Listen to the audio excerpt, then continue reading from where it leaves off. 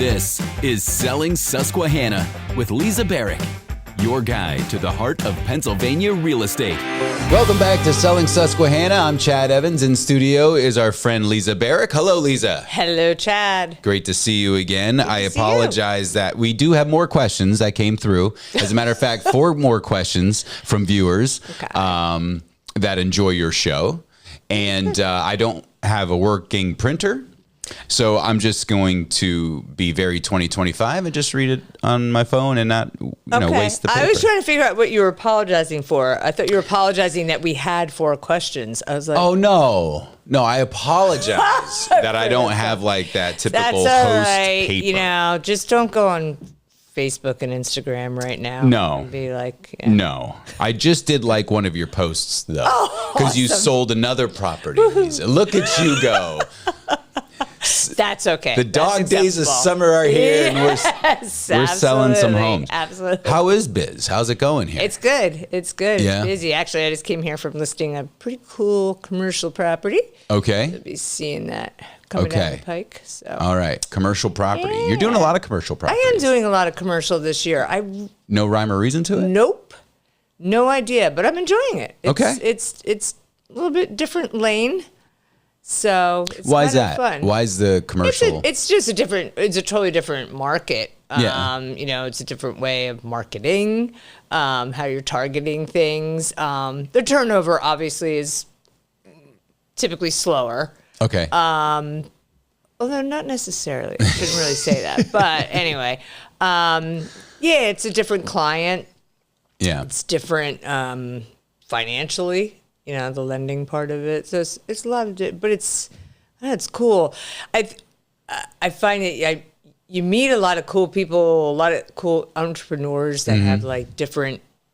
I love hearing about other people's businesses. Yeah. I just always do. I always think other people's jobs are more interesting than mine. That's how it goes, though. So I think it's fun in that aspect too, because it's the people that I get to meet. Yeah. So, yeah. I don't know. And that's really what the job's all about. I like it. You get to meet a bunch of people and hear their stories. Anything that reinvigorates your job and gets you excited to get up and go to work that day is good. Yeah, I like it. I also like the first question that came in because I'm dying to know this too. And this has multiple layers to it, but I'll talk. So again, what we encourage the viewer to do is submit their questions to Lisa, and Lisa will answer them right on the spot, right here in the studio, in front of all the eyes to see. No pressure. None. At all. Question number 1, anonymous, of course. I won't dare drop any names. Question number 1. Are brokers required to disclose if someone died in a property? Oh. Are they required? Required, yeah. So this is actually a very common question. So it varies from state to state. So obviously we are in Pennsylvania, so Yes. I'll only answer for Pennsylvania. It is not required in Pennsylvania to disclose if somebody passed away in a property. It's not on the seller's disclosure. It's not a requirement at all. So technically there's no legal liability for disclosing it. However, so there are practical ways of dealing with things, though, that I would advise are smart. Well, I could just say what I do. First of all, it also depends what kind of property you're talking about. So we have a lot of old historic homes in our valley. A lot of history. Yes. And homes that are built late 1700s, early 1800s, eon, whatever, going from there. People died in those houses. I had a client, it just always makes me think of a client that I had ages ago, that there's a couple, and the wife was convinced that she wanted to buy an old house in downtown Lewisburg. She wanted one of those Victorian houses, so charming, I love this town, blah, blah, blah. Every single house we would walk into, she would say to me, "Do you think somebody died here?" Yeah, I do. There's a good chance. There's a good chance. maybe multiple people died here. People didn't go to the hospital to die in those days. They died in their homes. Women died giving birth. Babies died. I mean, all of that. So every single house, she'd ask me that question. And every time she'd go, oh, I don't think I could buy this. And I'd be like, finally, I beat my head enough times that I was like, how about we go look at something a little bit newer? I mean, she ended up buying a house that was like 1950s. I was like, somebody could have died here, but I'm not telling her that. So there's it. So there's that. Okay. Obviously, what we're talking about is something that's a little bit more a violent death, a tragic death, something like that. Something that's probably a little bit like Amity House. More recent. Yeah, Amity House. Right, exactly. So, as an agent, you're just smart to eventually tell people about that. You don't necessarily need to. You certainly don't need to put it in the MLS in the listing description. As seen of. Yeah. From Unsolved Mysteries. Right. Although you do have that demographic that just thinks that's cool. Yeah, there is a target out there. Whatever. For that. Yeah. There's, I had another property that I listed years ago. Well, I was getting ready to list it, and there was a domestic issue next door, and a gentleman killed his girlfriend. And I was scheduled to list the house next door the next day. And I called the sellers. I was like, I don't think we could put this on the market. But they were in a situation that they had to have that house go on the market. So we did. And guess what? It sold that week.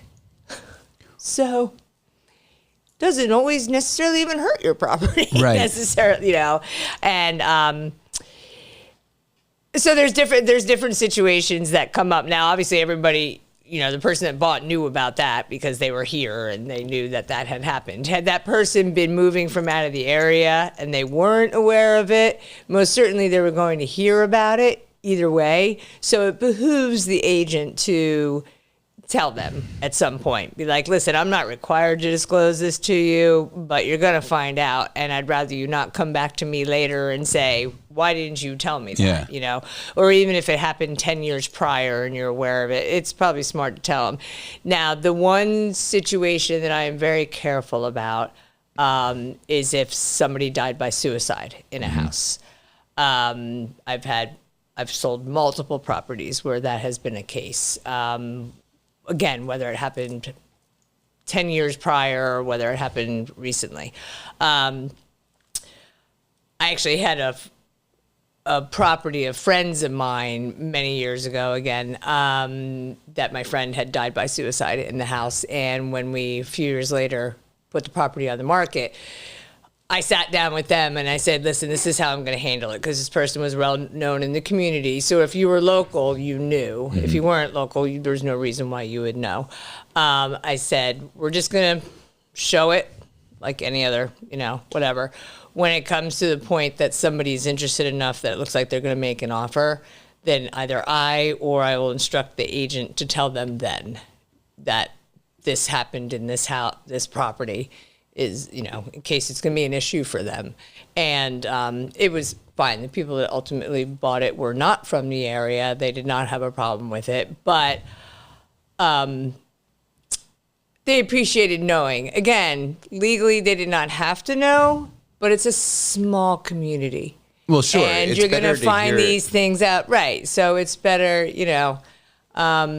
it's kind of like when you get in trouble at school or something like that. Yeah. And they're like, well, it's better to go tell your mom before the school calls, because if you wait till school calls, you're going to get beaten a little bit. No, anyway. So. Right. Yeah. But anyway, so my short, concise answer would have been, no, you do not have to disclose it. This would be a really short show. What about ghosts?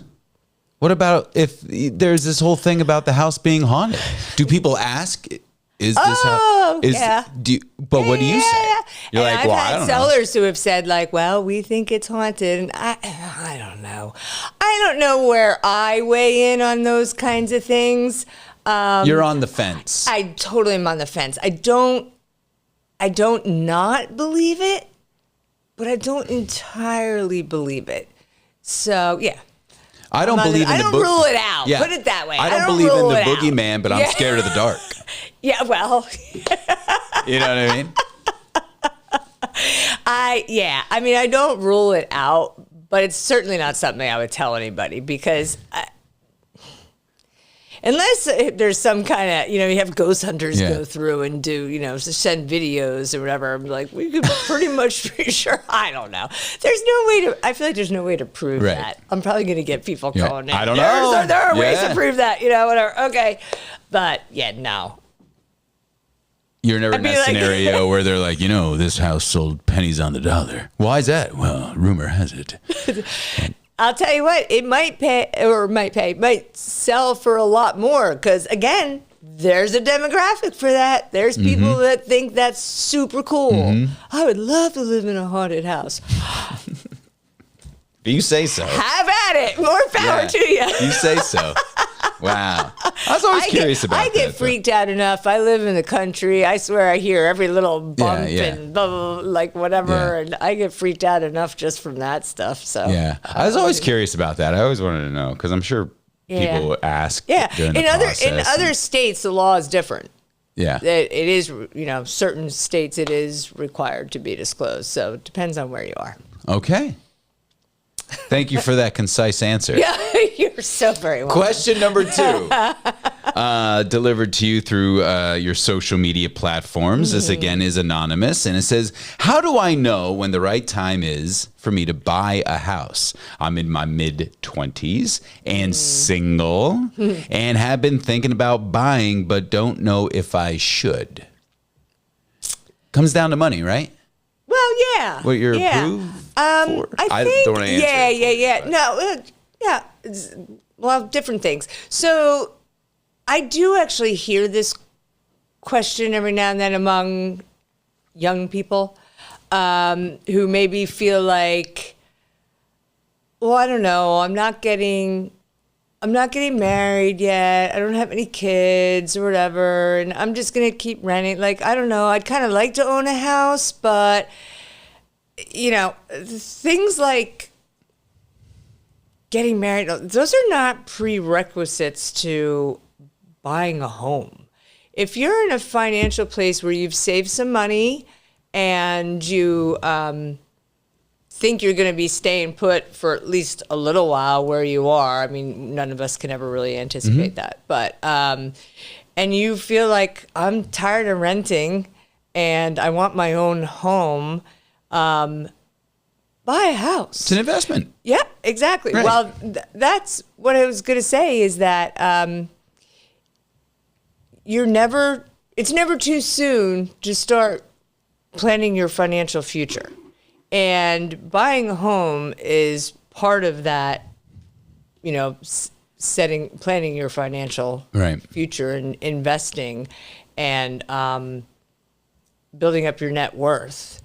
And I know when you talk to somebody who is in their 20s, because my kids are in their 20s, that seems like something that's like eons away for many young people, or not something they need to worry about or think about. But let me tell you, 55 comes really fast. Yeah. So, it's really good to think about and start doing and just building up your own financial, your own portfolio. Create equity. And all that stuff. creating financial Adulting. Independence for yourself. And, so I think sometimes it's seen as kind of like a stepping stone to life. Right. Like, I go to school, I get my degree, I go, whatever, I get my job, I do, then I meet somebody, maybe I get married, whatever. Yeah. All those, those other things they're not required. They're not prerequisites for buying a home. So if you're in a good financial spot, I would encourage anybody, go buy a home. Renting has its purpose for a certain period, and we all, or most of us, do it for a little bit, while we get settled wherever we're going to be. But it's not a financial plan. You need to set your sights on investing in real estate and Building personal wealth. Yeah, I mean, the thing was in the mid-20s, you graduate college and you're in debt $250 billion. Well, correct. Now, that's a different podcast altogether. Yeah. Well, those loans, they're handled also differently by the lender when you're being pre-approved, but I'm not going to delve into that. Yeah. So... Yeah. Because I'm being concise today. You're being concise. You are. No, I'm not. So, no, but I mean, anyway, it's true. Like, growing up, I'm like, okay, well, you get a job. Yeah.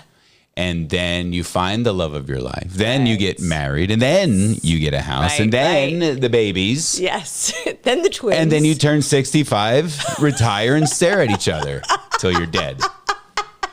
It sounds like a great life. There's no way I'm retiring when I'm 65.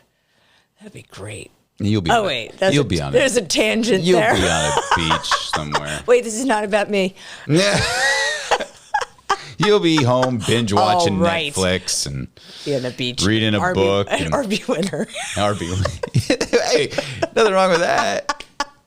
Well, thank you for your question, anonymous person, and Lisa, thank you for go buy that house. Go buy the house. Why not? If you can afford it. But that's another podcast. Right. Yeah. Hey. Okay. Question number 3. It's a doozy. Yes. We are in the process of selling our home, and the buyers are asking for financial concessions to assist with repairs that the home inspector claims are needed. Our agent seems to think the sale will fall through if we do not agree to the concession. This person that gave this question says, I think we should ask our agent to contribute some of his commission towards the concessions, but my wife disagrees. What do you think? Yay, wife. Disagrees. So help me out with that question. What are they saying in layman's terms? What are you talking about? So this happens often in a sale when there's negotiations going on, and the home inspection report comes back, and the buyer asks the seller to fix the roof, contribute, or credit them a certain dollar amount towards those repairs, which is actually a seller assist at closing. Okay, and the seller's not happy about it, doesn't want to do it. Whatever, and you as the agent, or if you're representing the seller, you may feel that this is a valid or not. It's something you want to help that seller achieve their goal, and it sounds like this buyer's probably going to walk if they don't do it. That seller certainly has the option of just saying, well, I'm not doing it, and you go, all right, let's let this sale fall through. What often happens is the seller looks at you and says, well, why don't you pay it? To which I say, no. I'm a professional. My company charges a fee for service. I'm not contributing towards repairs for your house. This is my income. This is my livelihood. But do people expect you to do that? Absolutely. Why? I shouldn't say it like that. Some people do. Just to help the deal along, to make you fix the roof. Yeah, you fix it because you're making so much money. Well, no. If I was making so much money, I'd be retiring when I'm 65. No, I honestly, a lot of this, the fact that we even get asked is, excuse me, our own fault. The real estate profession. Because, again, we've talked about this other times, we have failed to present ourselves as a profession, just like a doctor, lawyer. I'm getting injections for my back right now because I've got some back issues. And so far, they're not working. I got my bill the other day, my portion of the bill, which is a lot. Anyway. Unfortunately, there was no part of, I'm just going to call them up and say, I'm not really happy with this service. It's really not working. So how about you pay the rest of this bill? It's not the way it works. I have to pay that bill. I mean, when I'm buying something at Walmart, when I say to the cashier, I really don't think this is worth what I'm paying. Can you give me some money back? or, you know, Yeah. or you pay Yeah. for, or whatever. Yeah. It's just, it doesn't work that way. So if you don't want to give a certain concession to a buyer, if you're happy with that sale falling through, let it fall through. We'll find another buyer. But there's no part of me giving my income to fix a to hot you. water heater. I am doing a job. I am doing a job for you. Right, exactly. Yeah. I am doing a job for you. I'm performing a professional service. And at the end of it, you're going to pay the amount that you agreed to pay for. Is it because like this buyer thinks that, well, you want the sale done quickly too, right? Right. So why don't you just fix that and then we can... Yeah. And I'll tell you, there's a lot of agents, and this is, again, you know, I think this is a little bit more of an old school thing, but there are agents who are very quick to just write a check because they're like, oh God, I don't want the sale to fall through. There are agents I know, they'll give away their entire commission for that sale to go through. And I'm like, this is my job. And this is my income. This is my livelihood. Just like anybody else who's a W-2 employee or whatever, they get a paycheck. Nobody asks them to give back part of their paycheck.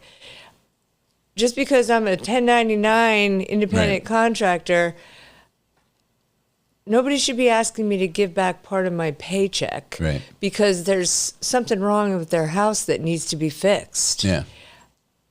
It's not my responsibility. I can't believe people think it might be your responsibility. I can't believe that. I literally can't believe that. They do. Because the other perception is that real estate agents are making a fortune. Well, you just told me you were. You just told me you just made millions yesterday. I did not. No, I'm kidding. I did not. No.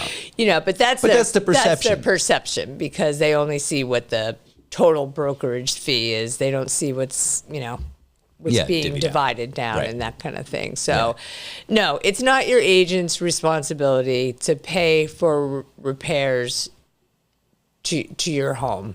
Either agree to it or don't agree to it or work something out, but don't ask your seller. Don't ask your agent to pay for it.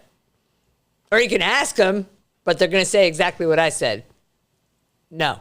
At least I hope they do. Yeah, some won't because that, you know, some will because they want it to be seen that that property got sold. Well, if you went home and you actually paid money to sell that property. Not only did you not make any money, you actually paid because you paid for all that marketing, all that time, all that, everything that was involved with that property.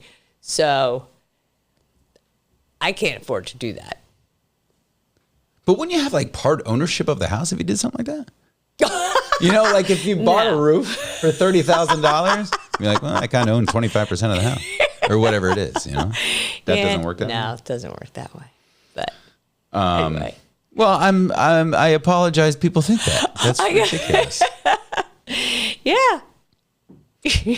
One more question for you. Oh, thank God, because I struggled through that one. We'll get you some Motrin afterwards for your back. Motrin's good. It doesn't work. It doesn't. No. Final question from an anonymous viewer is, how do you compare yourself with other agents in your market? How do you compare? Because there's other agents in your market. There's a lot of other agents. There's a lot of people out there. There's a lot of other agents. How do you compare yourself to them? I do not. What? I do you mean? not compare myself to other agents. Explain. Ever. Explain. I am me. If, you know, someone is welcome to ask me whatever questions that they want to ask of me. I will present myself as I am, who I am, what my philosophies are, what my personality is, and how that translates into what I do for a living and how I treat people.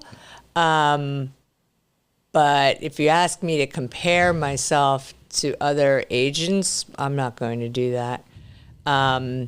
It's a very personalized business, right? I mean, I think in part of, allegedly, this person has me in their home or in their property or wherever because they want to get to know who I am. Mm-hmm. Me telling you who other people are or who I purport them to be or perceive them to be, what does that tell you about me? Does that tell you anything about what kind of a job I do? Right. What kind of a person I am? What kind of ethics I have? If I'm moral or not? Honest? All those things. And it's also doing anybody I would compare myself to, unless I'm belittling myself in comparison, which why would anybody do that on a job interview? Yeah. Basically, that would be ridiculous. So that it kind of smacks of like, oh, I'm comparing myself, so I have to make myself sound better. Well, who am I to talk about somebody else? That's my perception of them, or what I think I'm better than them as everybody's different. Every agent brings their own skills, their own personality, their own truth to the job. Yeah. And like you said, it's a very personal relationship. Yeah. It is a personal relationship. So, see, I could have made that one super concise. Yeah, but I don't ever compare myself to other agents. And there are sellers, particularly, who will try to lead you down that path a little bit, particularly if they've had their property listed with another agent and they've just maybe severed that relationship. They'll make comments to kind of pull you into having a conversation that maybe gets about that person, and I absolutely will not participate in that whatsoever. What good does it do? It does no good. It makes me actually look really unprofessional and like a, I don't know, kind of person that I wouldn't want to be friends with and I wouldn't want to work with. So I'm not gonna get into those conversations. So I don't. Yeah. So. Well, you're a good hang. You're stuck with me. You're stuck with Lisa. And that's, it's just a good place to start. Yeah. I think, if somebody doesn't like me, they don't like me. There's not everybody. But that's a healthy way to think. That's a healthy way to think. You have to. You gotta, your ego can't always be, you gotta check yourself. Before you wreck yourself. Right? Is that a song? It is. Yeah, I Check think. yourself before you wreck yourself. Yeah. Early 90s. I was gonna say. Yeah. Yeah. Is that when you were Is that when you were in the band? Band was in high school. Oh, it was in high school. When I had my head shaved. Yeah. That's so awesome. I was so cool. Yeah. It wasn't quite a punk band. No. It wasn't a punk band. No. I don't know. What do you consider like Talking Heads and Squeeze and stuff like that? I don't know. Alternative rock? I don't know if it was really alternative at the time. I don't know. It was pretty mainstream at the time. Oh, well, sure. Yeah. But in the 90s, they came out with all these different genres. Anyway. Music was music. We digress. We digress. Selling Susquehanna with Lisa Barrett. Now, listen, your friend Ann Hilliard and yourself might be teaming up to do some stuff. Yeah. We've got some ideas. That's really exciting. I think that's a good idea. So maybe, it might be too much for everyone. The two of us together, I don't know. Well, just leave me out of it. Oh, absolutely not. I'll just sit behind the camera. And no. Absolutely. I don't know. Absolutely not. You are all in. I know everything about real estate. I'm just not licensed. Right? There you go. I know a lot about it. You do, actually. Yeah. You do. So, great time. Selling Susquehanna with Lisa Barrett. Thanks for coming in today. Thank you. And thanks for watching. We'll see you next time.